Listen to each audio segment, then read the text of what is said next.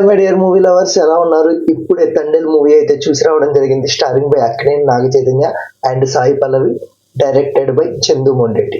So ఇంకా movie story concept చూసుకుంటే, ఒక శ్రీకాకుళం వర్గానికి చెందిన చేపలు పట్టేవాళ్ళు, అదే వేటకు వెళ్ళి చేపలు పట్టేవాళ్ళు, వాళ్ళు తండేల్గా రాజు అని నాగ చైతన్యాన్ని అయితే ఎంచుకుంటారనమాట.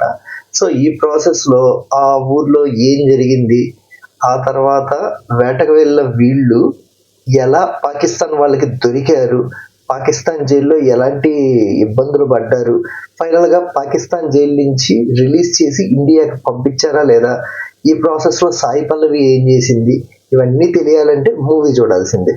సో ఇంకా మూవీ విషయానికి వస్తే, మూవీ అయితే గుడ్, బాగుంది. అంటే మరీ excellent super hit block buster అని చెప్పను కానీ okay, it's a good movie. అంటే నేను బేసిక్గా చెప్పాలంటే ఎలాంటి ఎక్స్పెక్టేషన్స్ పెట్టుకోలే, ఎందుకంటే నాకు ట్రైలర్ కానీ టీజర్ కానీ ఇవన్నీ చూసినప్పుడు అంతే అనిపించలే, ఇదేదో జస్ట్ క్యాజువల్గా ఉంది అని చెప్పి. అండ్ నాకు తెలియని ఇంకొక నిజం ఏంటంటే, ఇది based on true stories.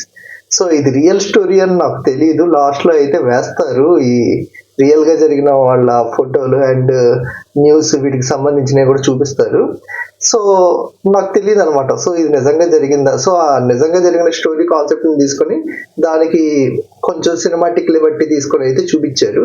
So నాకైతే బాగా అనిపించింది. పర్ఫార్మెన్సెస్ గురించి మాట్లాడుకుంటే, నాగ చైతన్య గారు అయితే ఈ మూవీకి ప్రాణం పెట్టేశారు. ఎందుకు అంటే కస్టడీ మూవీ తర్వాత తను చాలా వరకు చాలా గ్యాప్ తీసుకొని మూవీస్ అయితే ఏం చేయలేదు. అండ్ ఈ మూవీకి కూడా నియర్లీ 2 years అబో గ్యాప్ అయితే తీసుకున్నారు. బేసిక్గా ఈ movie 2024 middle of that release అవ్వాలి, బట్ కొన్ని రీషూట్స్ చేసి ఇవన్నీ చేశారు అని చెప్పి అయితే టాక్ వచ్చింది. సో ఇంకా సాయి పల్లవి విషయానికి వస్తే, కొన్ని సీన్స్ ఉంటాయి, లవ్ సీన్స్, వాటిలో చాలా బాగా అనిపించింది. And she one of the attraction అని కూడా అనిపించింది మూవీకి. అంటే లవ్ సీన్స్ చూపించడం కానీ, అండ్ ఎస్పెషల్లీ ఒక సాంగ్ ఉంటుంది. సో ఆ సాంగ్ లో వచ్చే డాన్స్ కానీ, వాళ్ళిద్దరు డాన్స్ అదిరిపోయింది అబ్బా. అసలు బేసిక్ గా నాకు ఇది గుర్తొచ్చింది, ఏది లవ్ స్టోరీలో వాళ్ళిద్దరు వేస్తారు చూడండి, సో ఆ టైప్ లో అయితే అనిపించింది. సో ఇంకా మ్యూజిక్ విషయానికి వస్తే, music by DSP Devi Sri Prasad.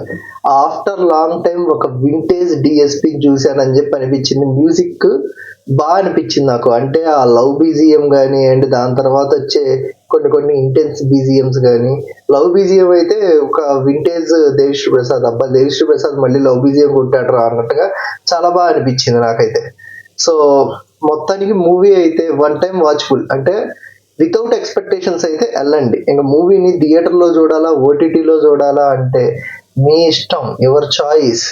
మీకు ఈ మూవీ ఇంట్రెస్టెడ్గా ఉంది, ఈ మూవీ నేను చూస్తాను అనుకుంటే థియేటర్కి వెళ్ళి చూడండి. చెప్పాను కదా వన్ టైం వాచబుల్ అని.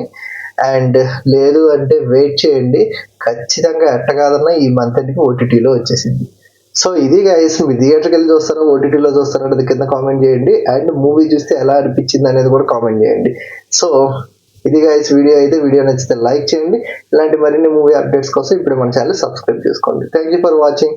Will meet you on next video. Bye.